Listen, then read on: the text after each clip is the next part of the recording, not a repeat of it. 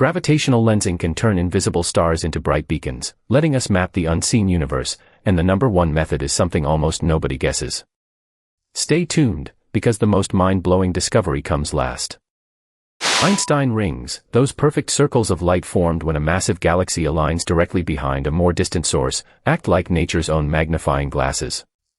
By measuring the ring's size and shape, astronomers can calculate the intervening galaxy's mass with remarkable precision, even when most of that mass is invisible dark matter. This technique has refined our models of galaxy formation and helped confirm the presence of massive halos surrounding ordinary galaxies. Because the ring's geometry directly encodes the gravitational field, it sidesteps many uncertainties that plague other mass measurement methods.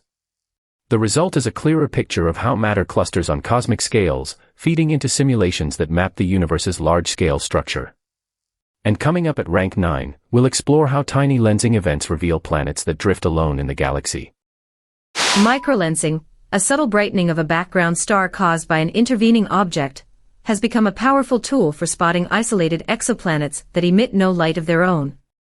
When a rogue planet passes directly in front of a distant star, its gravity bends the star's light, producing a brief, characteristic spike in brightness that can last from hours to days. This method does not rely on the planet reflecting starlight, so it can uncover worlds wandering the galaxy unattached to any host star. Surveys such as OGLE and MOA have reported dozens of such free-floating planets, suggesting they may be as common as the stars themselves. Microlensing also offers a rare glimpse at planetary masses down to that of Earth, something other detection techniques struggle to achieve. Next, we'll see how strong lensing magnifies entire galaxies that would otherwise remain invisible. Strong lensing, where massive galaxy clusters bend and amplify light from background galaxies, turns faint, faraway objects into brilliant arcs that can be studied in unprecedented detail. The gravitational field of the cluster acts like a natural telescope, stretching and brightening the source by factors of tens or even hundreds. This magnification allows astronomers to resolve structures within galaxies that existed when the universe was only a fraction of its current age, revealing star-forming regions, spiral arms, and even supermassive black holes that would otherwise be undetectable. By comparing the lensed images with theoretical models, researchers can also infer the distribution of dark matter within the foreground cluster. The technique has been pivotal in pushing the frontier of observable cosmic history. Stay tuned for rank 7, where we'll discuss how weak lensing maps the invisible web of dark matter across the sky. Weak lensing, a subtle distortion of galaxy shapes caused by the cumulative gravity of large-scale structures, provides a statistical map of the universe's dark matter web. Unlike strong lensing, which creates dramatic arcs, weak lensing's effect is a slight stretching that can only be detected by averaging the shapes of millions of background galaxies. By measuring these tiny shear signals across vast swaths of the sky, astronomers reconstruct the underlying mass distribution, revealing filaments, voids, and massive halos that are otherwise invisible. This approach has been instrumental in testing cosmological models, especially those describing how dark energy influences the growth of structure over time. The resulting maps also guide targeted searches for hidden galaxies and clusters. Up next, we'll explore how the time delays between multiple lensed images let us gauge the universe's expansion rate. Time delays, the differences in arrival times of light traveling along separate paths around a massive lens, offer a unique cosmic ruler for measuring the expansion rate of the universe. When a distant quasar or supernova is lensed into multiple images, each image follows a slightly different route, causing variations in the observed light curves that can be measured in days to weeks. By modeling the mass distribution of the lens and the geometry of the system, scientists can translate these delays into an estimate of the Hubble constant, the parameter that describes how fast space itself is stretching. This method, known as time delay cosmography, provides an independent check on other techniques such as the cosmic microwave background analysis, helping to resolve current tensions in cosmological measurements. Next, we'll see how massive galaxy clusters act as lenses to uncover hidden starburst galaxies. Cluster lensing, the combined gravitational pull of thousands of galaxies within a massive cluster, can amplify the faint glow of distant starburst galaxies that would otherwise be lost in the cosmic darkness.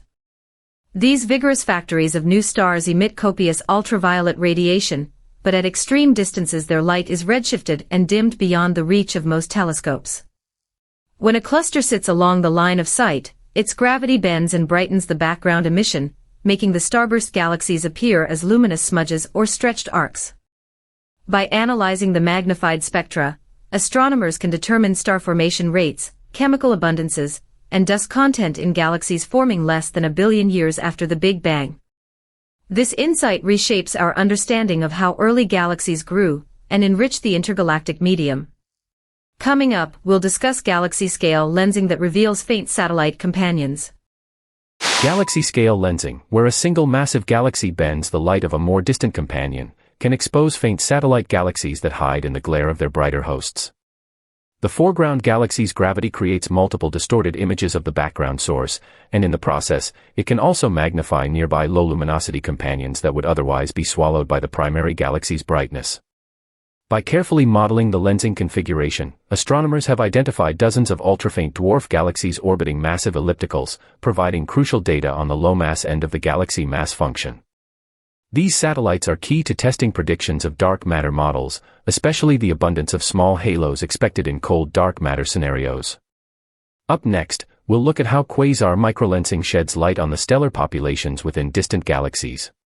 Quasar microlensing, the rapid flickering of a distant quasar's light caused by individual stars in an intervening galaxy, offers a remarkable probe of the stellar makeup of galaxies billions of light-years away. As the quasar's light passes through the lensing galaxy, each star acts as a tiny lens, creating temporary magnifications that alter the quasar's brightness on timescales of weeks to months. By monitoring these variations across different wavelengths, researchers can infer the size and temperature of the quasar's accretion disk, as well as the mass distribution and composition of the lensing galaxy's stars. This technique has revealed unexpected populations of low-mass stars, and even constraints on the presence of compact dark matter objects. Next, we'll explore how cosmic magnification boosts the detection of distant supernovae. Cosmic magnification, the gentle amplification of light by large-scale structures such as galaxy clusters, dramatically improves our ability to spot distant supernovae that mark the deaths of massive stars.